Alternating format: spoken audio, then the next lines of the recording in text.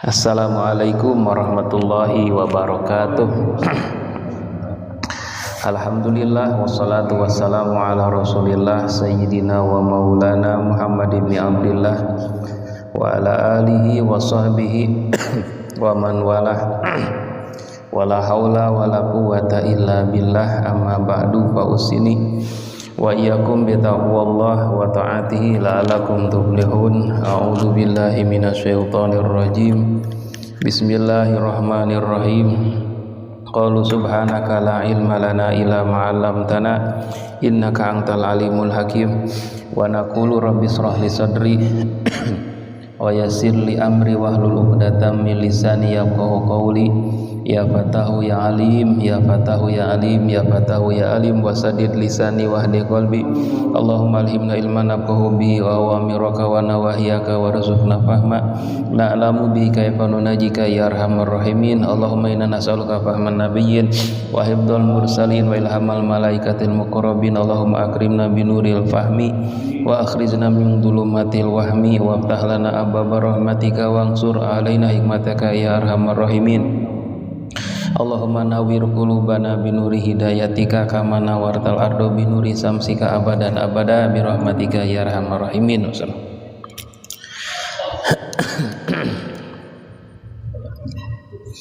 Alhamdulillah para sepuh warga sadayana naraskeun hanca kitab Bidayatul Hidayah masih berkenaan sikap urang dina palihan hidup bermasyarakat anu mana orang sering berinteraksi sareng orang-orang yang kita kenal sebatas kenal gitunya, bukan sahabat sejati. Di antara anak masalah lingkungan orang, baik itu di masyarakat, di tempat damel, di tempat pangaosan, malahan aya jalmi-jalmi anu sifatna teh hasudnya, iri dengki ka urang anu mana kamari tos dibahasnya sebagian sifat-sifat jalmi anu dengki. Ayeuna bade neraskeun sifat-sifat jalmi nu dengki ka urang, teras sikap urang kedah kumaha. Bismillahirrahmanirrahim. Qala al-musannif rahimahullah wa nafa'ana bihi wa bi ulumihi wa fataha qulubana bi barakati amin. Wa la yaghfiruna lakazillah. Sareng jalmi-jalmi anu hasud, kenalan-kenalan urang kadang seseueur nama aya wae kita teh seueur, mungkin aya wae jalma nu hasud. Maranehanana tara ngahampura laka ka anjeun zilatan kana kakeliruan urang, kalepatan urang. Walayas turuna jeung tara nutupan itu jalmi-jalmi hasud laka ka anjeun auratan kana aib kaawonan. Yuhasibunaka ala nakir wal kitmir. Oge sifatna teh sok mengungkit-ngungkitnya, ngetang-ngetang ka anjeun kana sekecil apapun gitu, kalepatan urang, kasalahan urang dikorek gitu. Tos kantenan nya lepat anu ageng, lepat nu alit oge ku jalmi nu ngewa ka urang, anu hasud ka urang mah bakal digoreng gitu. Ya. Campur ku bahasa Melayu. Bahwa orang yang hasud yang telah kita bahas sebelumnya sebagian, dan salah satu sifat mereka orang-orang yang hasud yaitu mereka tidak mau memaafkan kesalahan kita, juga tidak menutupi kekurangan-kekurangan kita, malah menyebarkan kekurangan kita. Walaupun gitu, kesalahan kekurangan kita itu kecil gitu. Sekecil apapun kesalahan yang kita lakukan, baik itu ucapan ataupun perbuatan, di mata orang yang hasud kepada kita, di lingkungan kita, itu pasti akan digoreng dibesar-besarkan gitu. Wa yahsudunaka alal qalil wal kasir, dan mereka hasud, iri terhadap dirimu akan hal-hal yang kecil dan yang besar, nikmat yang besar gitu. Nikmat yang kecil apalagi nikmat yang besar yang kita miliki, yang diberikan Allah kepada kita, itu menjadikan bahan hasudan, iri dengki mereka. Wa yuharriduna alaikal ikhwan bin namimah, dan mereka orang-orang yang hasud kepada kita akan memprovokasi saudara-saudara kita, memprovokasi sahabat-sahabat teman-teman kita, bin namimati, dengan adu domba.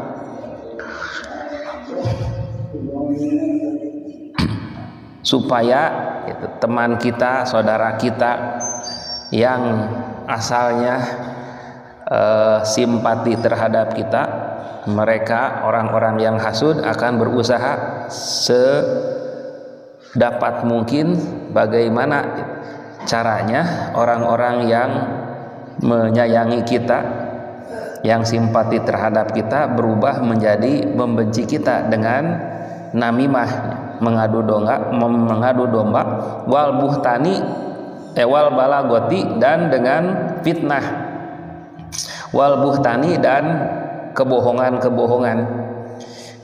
yang sebenarnya kita tidak pernah gitu mengucapkan ataupun melakukan kebohongan yang mereka sebarkan, fitnah-fitnah yang mereka sebarkan. Inradu fadhahiruhum malak, ketika mereka orang yang hasud kepada kita merasa ridho dengan perbuatan kita, dengan ucapan kita, maka dohirnya, lisannya gitu, kelihatan secara dohir simpati gitu, mendukung kita. Tapi wa in sakhatu, dan ketika mereka membenci kita, pabatinuhumul alhanak, maka batinnya akan merasa marah besar. Dohiruhum siabun wa batinuhum diabun, dohirnya seperti pakaian yang bermanfaat buat kita untuk menutupi aurat, untuk melindungi kita dari panas, dari dingin, tetapi wabatinuhum diabun, tetapi hatinya seperti hati serigala itu. Di depan kita bagus, tapi di dalam hatinya penuh dengan kebencian, penuh dengan dendam. Nah itu pasti dimanapun kita, apapun peran yang kita jalani, pasti akan menemukan karakter orang-orang yang seperti itu. Tidak usah anehnya, tidak usah jadi penghalang, pengganggu gitu kepada konsentrasi kita dalam menjalani kehidupan. Hada ma qata'at bihil musyahadah. Hada sifat-sifat orang, karakter-karakter orang yang hasud seperti yang telah dibahas itu ma qata'at bihi musyahadah, itu nyata kita saksikan dalam kehidupan kita sehari-hari. Itu bukan dongeng, bukan sinetron ya. Orang-orang yang hasud seperti itu, tapi kenyataan pasti akan ada. Baik tadi ya, baik itu di lingkungan tetangga kita, baik itu di lingkungan pekerjaan kita, ataupun malah ya, di tempat pengajian, di masjid kita, tempat yang mulia, masjid, tempat pengajian yang berkah, tapi tetap orang yang mempunyai karakter hasud tersebut pasti akan kita temui. Ala aksarihim, kita akan menyaksikan orang tersebut yang mempunyai karakter hasud tersebut, kebanyakan yang kita kenal. Ilaman asomahullahu ta'ala, kecuali emang orang-orang yang Allah jaga dari sifat-sifat kedengkian hasud tersebut.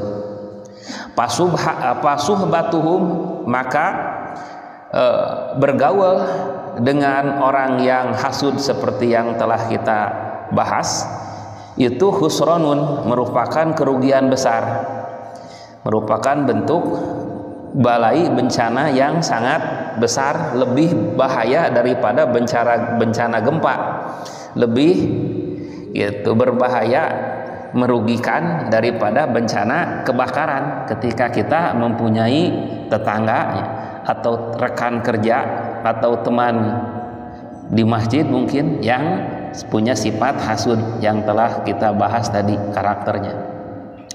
Wa mu'asaratuhum, dan bergaul dengan orang-orang yang hasud demikian itu khudlanun, merupakan kehinaan. Hadza hukmuman yudhiru laka as-shadaqah. Ini yang telah kita bahas merupakan hukum orang-orang yang dohirnya memperlihatkan persahabatan, tetapi batinnya yaitu adalah permusuhan. Pakai Pak man yujahiruka bil adawah, apalagi orang yang secara terang-terangan gitu, menunjukkan hasud kepada kita. Qala al-Qadi Ibnu Ma'ruf rahimahullah, dan telah berkata Imam Qadi bin Ma'ruf rahimahullah dalam sebuah nadham, dalam bahar Minal Kamilnya, bahar Kamil. Fahdar aduwaka maroh wahdar sadiqoka alfa maroh. Nah, ini bagus. Fahdar, waspadalah, aduaka terhadap musuhmu, marotan, dengan satu kali kewaspadaan. Akan tetapi wahdar, harus waspada, sadiqoka terhadap temanmu, alfa marotin, dengan 1000 kali kewaspadaan.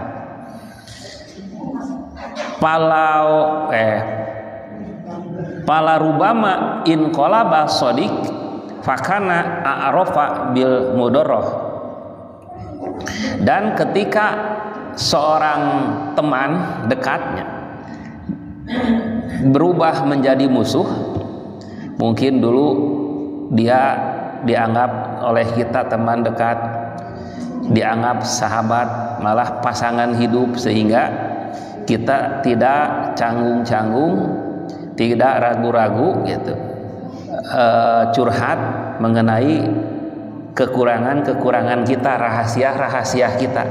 Ketika sahabat kita, teman dekat kita, malah pasangan hidup kita, suami atau istri, kemudian pisah, kemudian jadi musuh, maka musuh kita yang asalnya teman dekat itu lebih berbahaya daripada musuh kita yang sebelumnya bukan teman dekat. Sehingga Imam Qadi Ibnu Ma'ruf, ketika kita menghadapi musuh yang asli, itu kewaspadaannya memerlukan 1 kali kewaspadaan. Tapi ketika musuh kita mantan teman dekat kita, itu waspadanya harus 1000 kali lipat, karena mereka paling mengetahui kelemahan-kelemahan kita, rahasia-rahasia kita.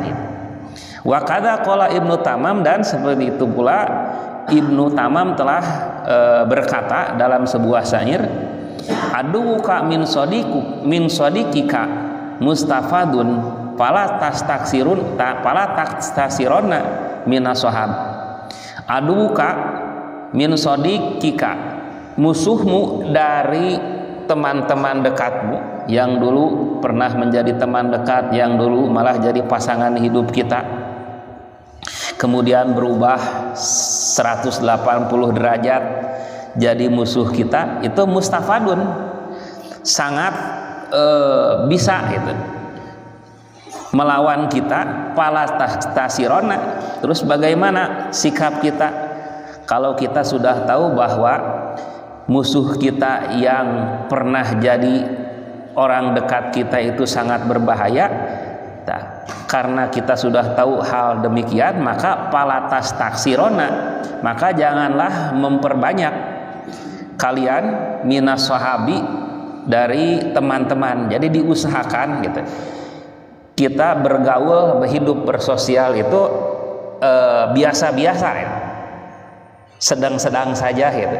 Jangan terlalu dekat sehingga saking dekatnya kita mengumbar rahasia-rahasia kita gitu. Jangan pula terlalu menjauh gitu, menghindar secara frontal gitu. Karena kita manusia makhluk sosial butuh teman, tapi kita diusahakan gitu, jangan terlalu banyak teman. Fa inna da'a, karena sesungguhnya penyakit itu aksaru ma tarahu, berasal dari kebanyakan yang kita lihat. Yakunu minat ta'am, yang mana penyakit itu sesuatu yang kita makan, awis sarob, atau yang kita minum. Dalam arti sumber penyakit kan air makanan sama minuman mah ada di dekat kita itu.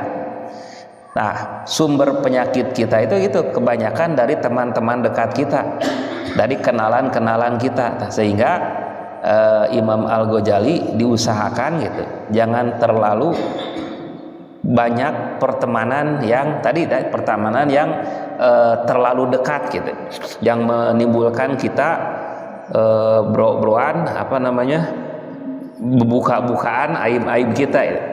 Walaupun di sisi lain pertemanan gitu, banyaknya teman itu ada sisi positifnya, terutama dalam hal syafaat gitu.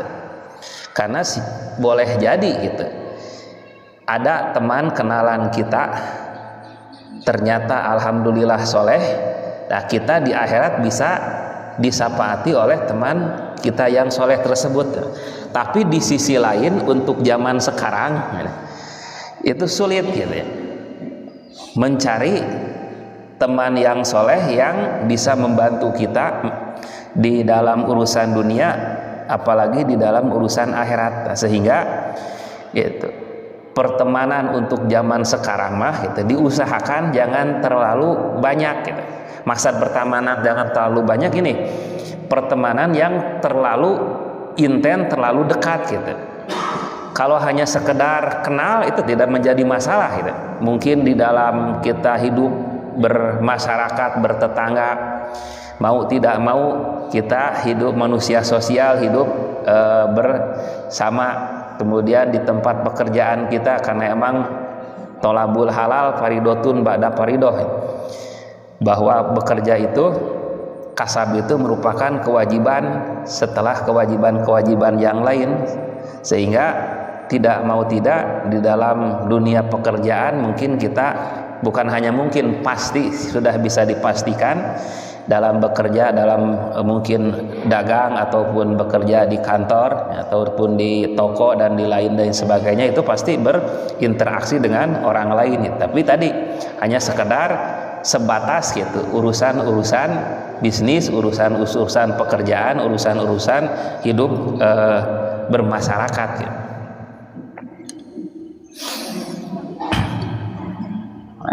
Mana dia teh?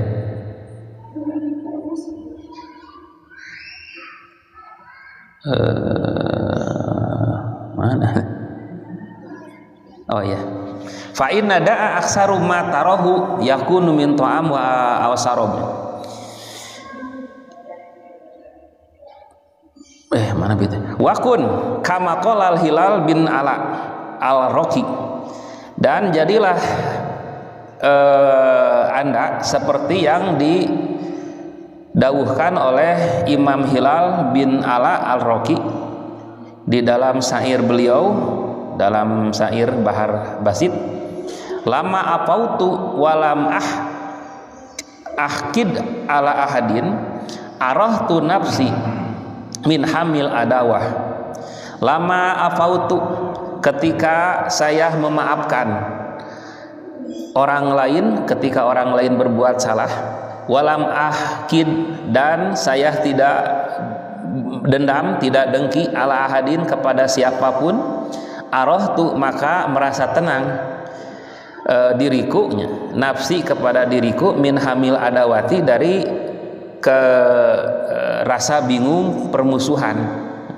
Nah, sikap kita terhadap orang-orang yang tadi ya, yang dengki, yang benci, udah memaafkan, kemudian tapi memaafkan bukan hanya dalam kata-kata itu, tapi dengan hati yang dalam, sehingga tidak timbul dengki. Soalnya orang yang mempunyai sifat dengki, ketika orang memelihara kedengkian itu akan tersiksa hatinya, tersita waktunya gitu, dan akan banyak berguguran amal-amal baiknya dari disebabkan oleh hikdu, oleh dendam, oleh unek-uneknya. Sehingga Imam Hilal bin Ala, beliau menyarankan kita untuk memaafkan, sehingga rasa dengki, rasa dendam akan hilang, yang mengakibatkan hati kita akan tenang.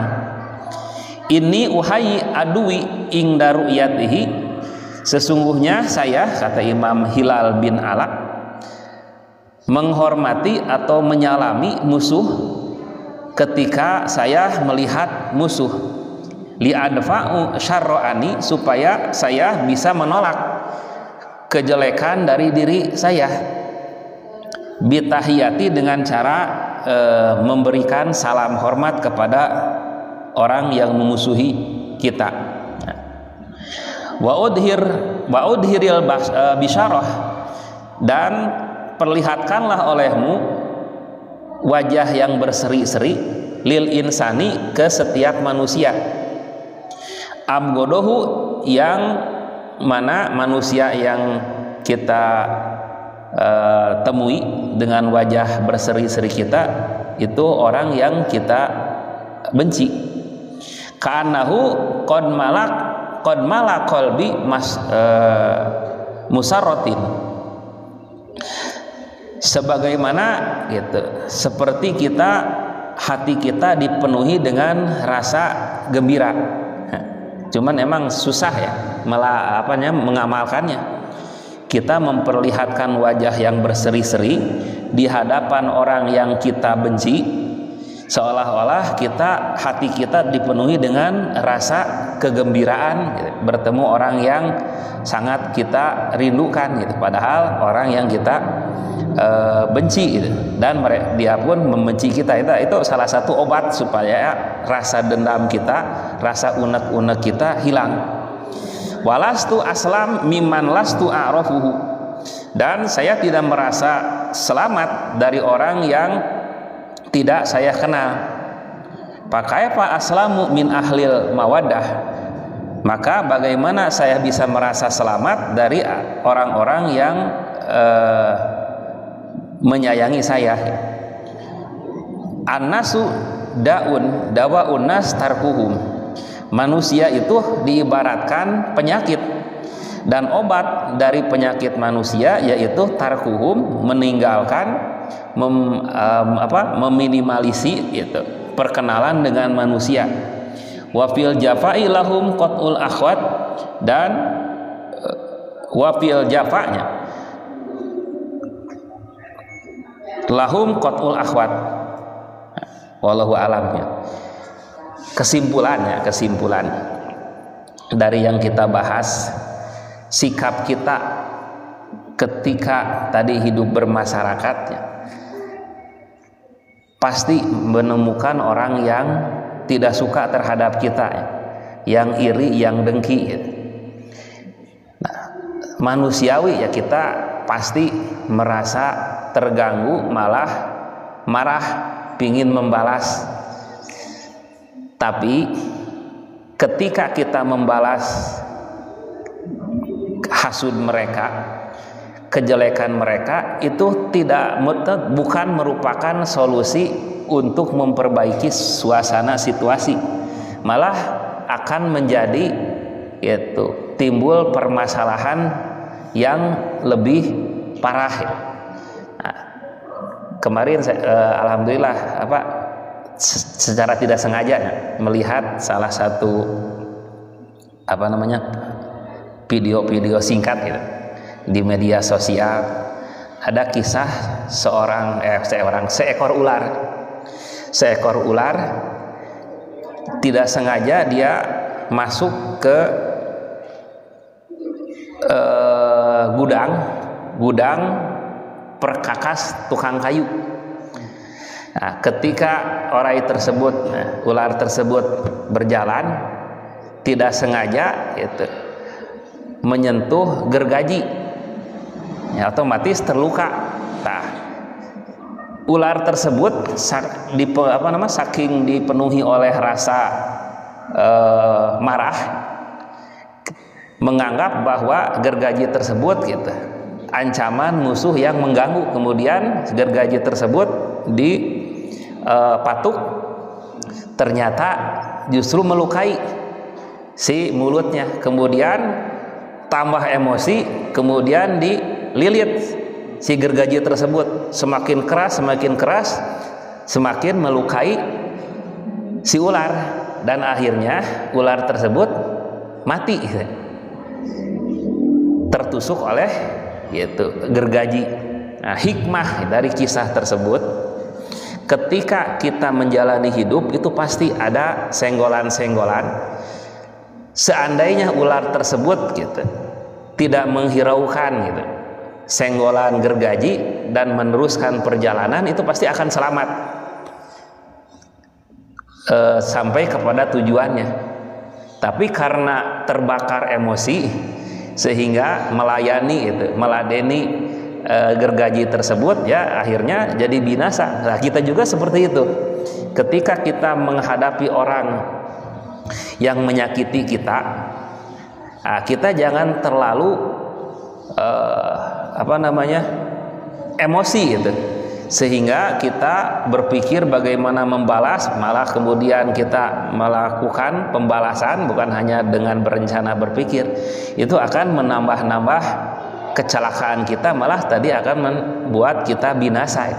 Tapi ketika kita mendapatkan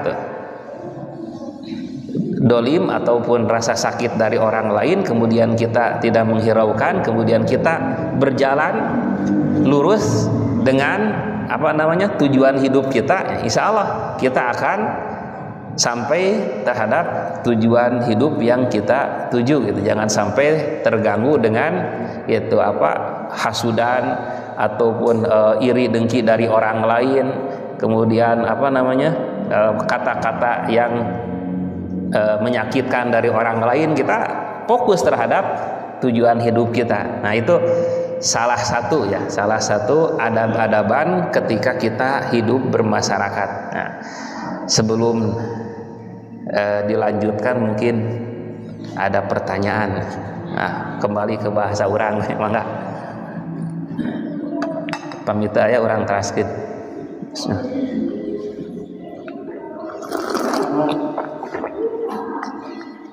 Ada video.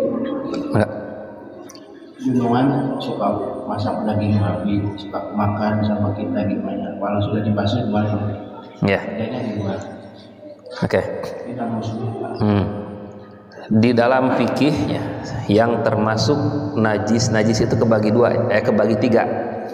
Dibagi tiga dari segi cara pembersihannya. Ada najis mukhafafah, ada najis mutawasitoh, ada najis mughaladoh. Mukhafafah itu cara membersihkannya cukup menuangkan air, udah beres. Kalau mutawasitoh itu harus disiram sampai hilang sifat-sifat najisnya. Yang ketiga yaitu najis mughaladoh. Najis mughaladoh itu hanya bisa suci bersih itu setelah ain najisnya hilang, warnanya sudah hilang, baunya sudah hilang. Nah, kemudian harus dibasuh dengan 7 kali basuhan, yang mana salah satu basuhan dicampur dengan tanah. Nah, kembali kepada pertanyaan, kebetulan ada penanya yang mungkin bekerja sebagai asisten mungkinnya rumah tangga, yang mana bosnya gitu. Kebetulan non muslim yang suka mengkonsumsi babi ya, yang termasuk najis mughaladah gitu. Nah kemudian kita kan makan gitu di tempat piring ataupun wadah-wadah yang pernah dipakai untuk memasak daging babi yang notabene adalah najis mughaladah gitu. Nah, bagaimana sikap kita gitu? Ya tadi caranya harus disucikan dulu gitu.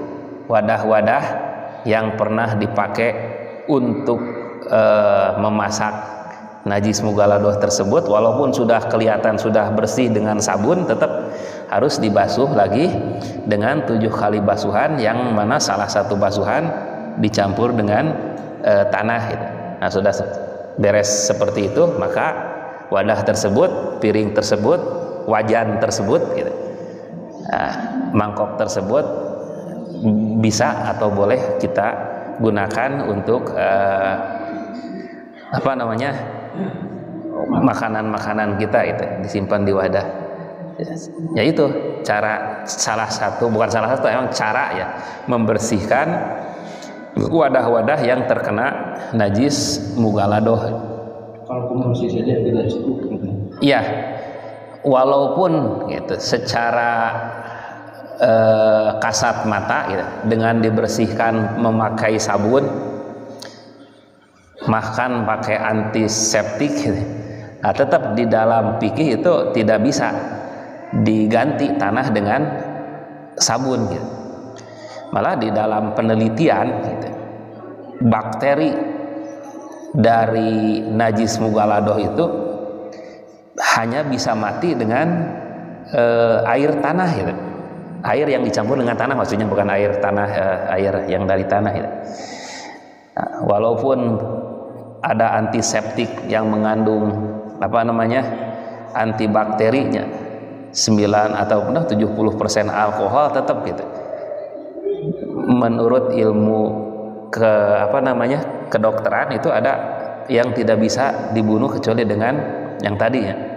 Nah, sehingga di dalam fikih gitu, khususnya fikih sapinya itu tidak bisa, tidak harus menggunakan hal seperti itu. Tapi insya Allah tidak akan ribet. Jadi kita bawa aja gitu di luar tanah yang suci. Ketika kita mau menggunakan wadah-wadah yang bekas, ya emang ya tidak bisa tidak kalau kita hidup di negara-negara yang emang Islam minoritas gitu. Itu sudah hampir dipastikan ya. Restoran-restoran gitu, rumah-rumah makan itu pakai gitu minyak babi itu, pokoknya hal-hal yang mengandung najis mughaladah gitu. Sehingga di sisi lain ya, orang yang bekerja di luar itu emang ada tantangan tersendiri gitu, di dalam hal seperti. Tapi ada beberapa negara yang menyediakan gitu makanan halal, tempat halal itu, cuman mungkin karena terbatas, mungkin jauh ataupun mungkin mahal. Nah, sebenarnya makanan yang halal itu banyak, seperti telur. Telur itu sudah dipastikan halal gitu. Tapi kalau daging-daging kan kita tidak tahu ini dagingnya daging halal atau tidak. Walaupun dagingnya daging sapi, tapi kan cara penyembelihannya gitu kan, kalau tidak sesuai dengan syariat Islam itu hukumnya jadi bangkai gitu. Nah, sehingga kalau kita tapi bukan berarti menakut-nakuti orang yang bekerja di luar negeri gitu. Soalnya banyak alternatif gitu. Sangat-sangat banyak alternatif gitu untuk mencari makanan yang halal. Walaupun kita sudah berusaha mencari yang halal, tetapi emang tidak ada lagi kecuali emang yang haram. Nah, itu di dalam Islam itu diperbolehkan dalam hal darurat. Contoh, ketika kita mengadakan perjalanan ataupun di negara yang non muslim, mencari makanan halal tidak ada satupun kecuali ada yang haram itu gitu. Keharamannya gitu. Bukan berarti berubah jadi halal gitu. Tetap haram, cuman haramnya tidak akan menjadi dosa gitu. Karena ketika kita tidak makan karena alasan haram, itu bisa mengakibatkan kita meninggal gitu. Nah, itu malah jadi wajib kita memakan tadi ya, mungkin makanan mengandung babi itu atau apa yang mana tidak ada makanan lain, itu dibolehkan gitu. Tapi dengan komposisi banyak yang dimakan itu sekira-kira bisa mempertahankan nyawa hidup kita. Contoh, tidak ada makanan yang lain kecuali yang haram gitu. Nah, kita mau cari yang halal tidak ada. Nah, kita berasumsi bahwa dengan 2 potong ya, daging, tadi daging babi gitu, kita bisa bertahan hidup. Ya, berarti kita tidak boleh lebih dari 2 potong gitu. Nah, kalau buah-buahan ditambah buah-buahan, misal kalau buah-buahan insya Allah halal gitu. Nah, jangan sampai gitu ditolerir, dimaaf gitu, memakan kayak daging babi itu ya dalam keadaan darurat tersebut gitu, dengan batasan makanan yang tadinya diperkirakan 2 potong daging bisa kuat hidup, bertahan hidup 2, jangan lebih gitu.